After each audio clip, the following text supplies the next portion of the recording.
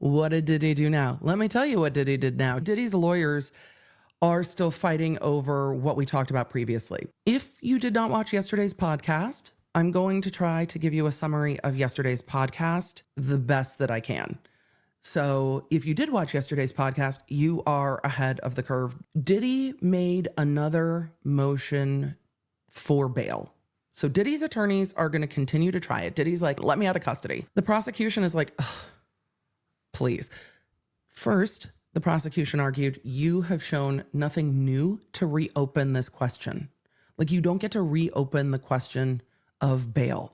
We saw this argument in the Corey Richins case. In the bail arguments, you saw Corey Richins' attorneys saying this is a change of circumstance, so we can reopen the question of bail. In that case, it was the changing of the potential penalty, and the judge said, yes, I think that's enough to change the circumstances to look at the bail. You can't just ask for the bail to change. You can't just come in and be like, excuse me, you said no, you guys.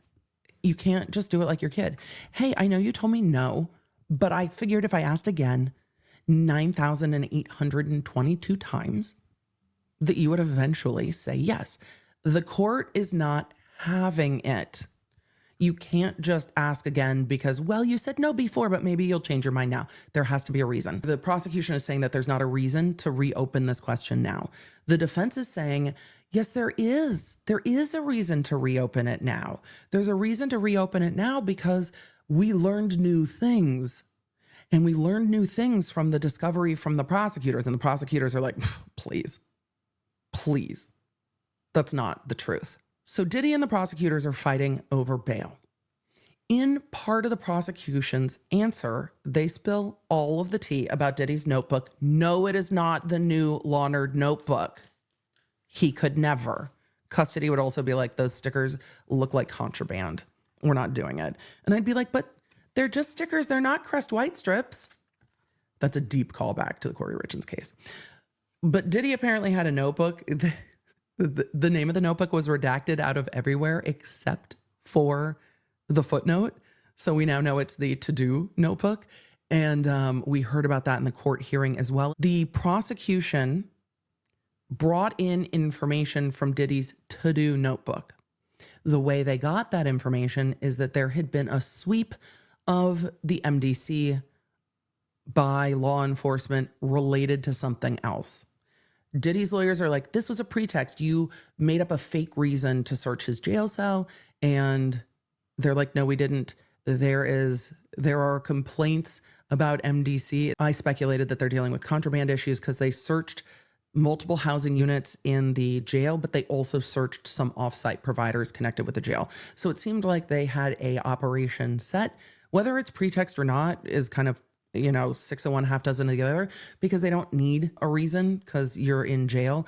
And Diddy had already been using other people's phone codes. You guys heard about Alec Murdaugh doing this, had been using other people's phone codes to make phone calls to people not on his approved list, thinking that it wouldn't be tracked.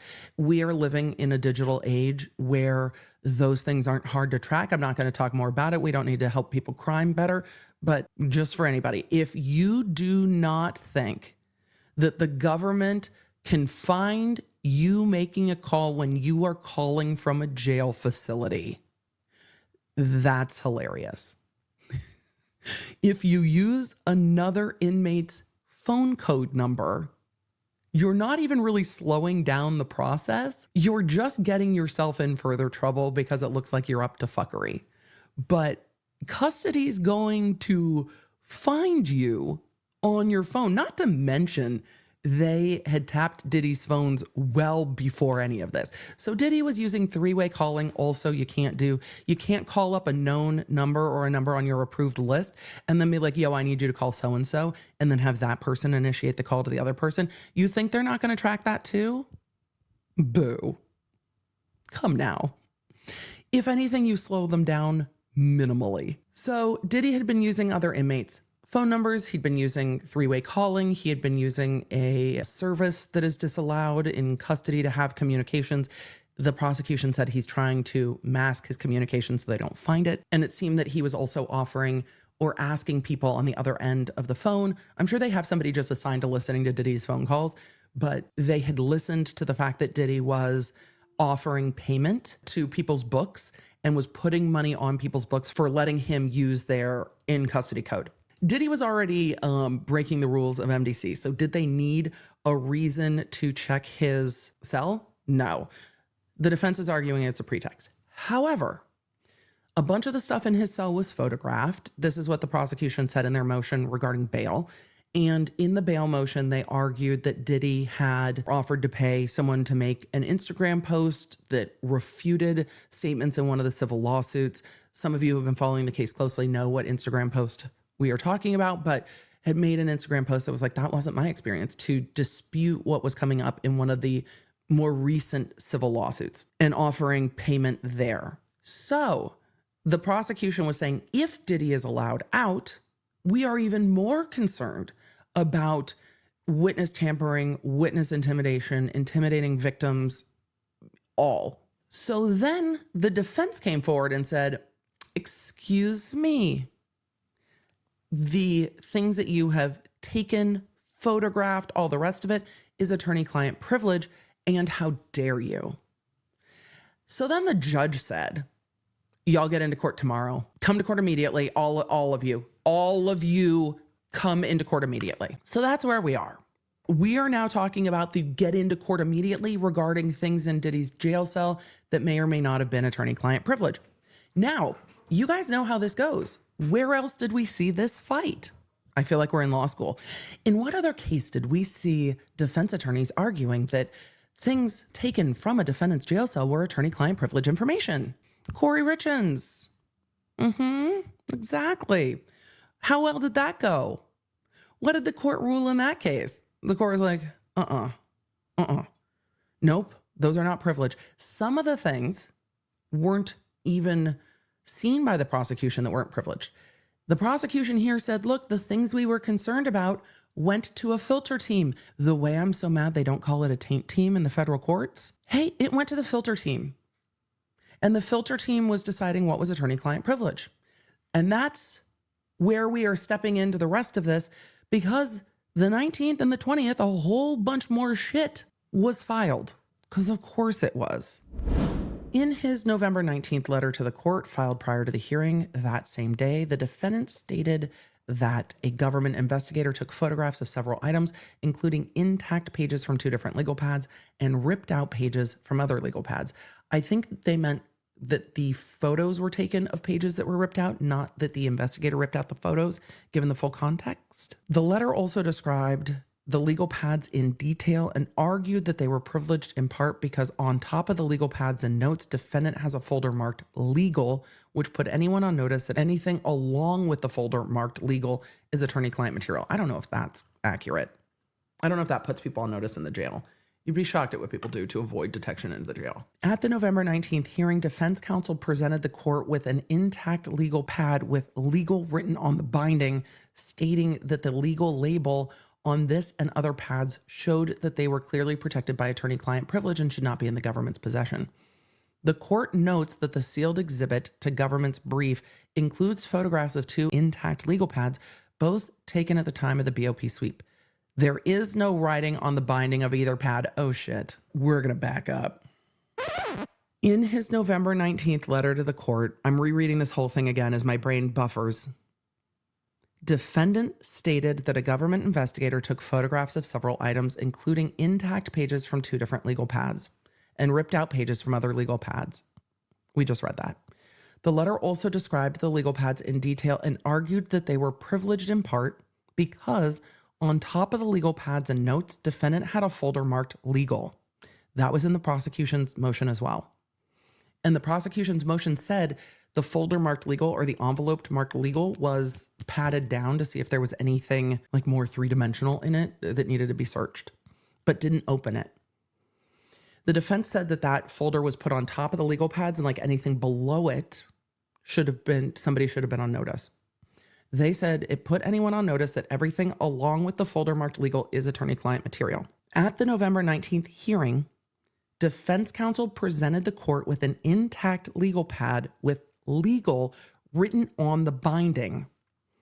stating that the legal label on this and other pads showed that they were clearly protected by attorney-client privilege and should not be in the government's possession.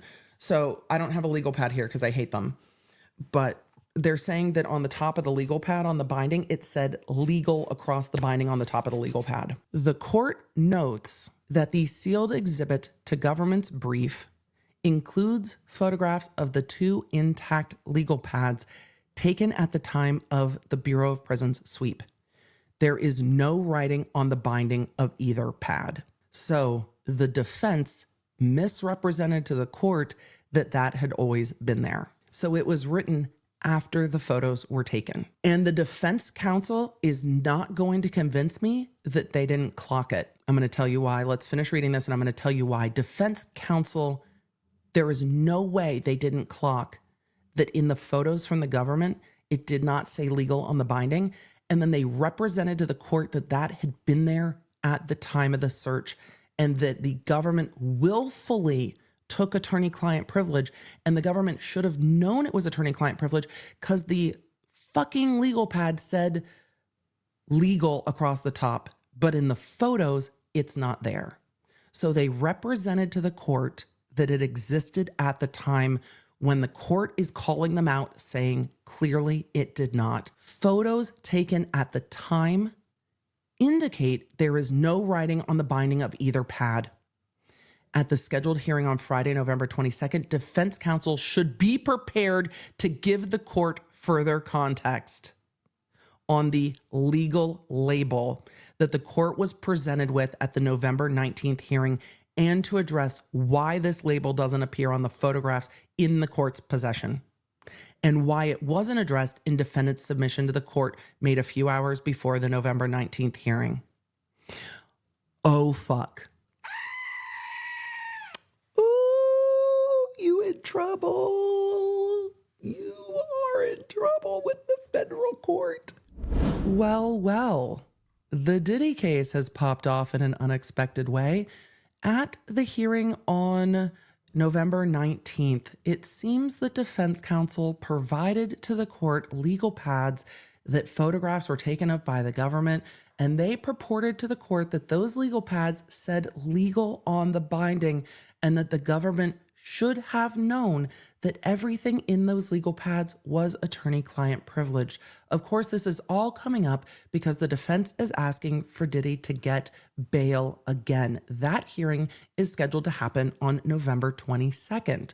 But in the government's response that I covered in the podcast on Wednesday, the government said, well, Your Honor, actually, we're even more worried about witness intimidation because of what we've learned from the defendant's notes that were photographed during a raid of MDC that was related to looking for contraband.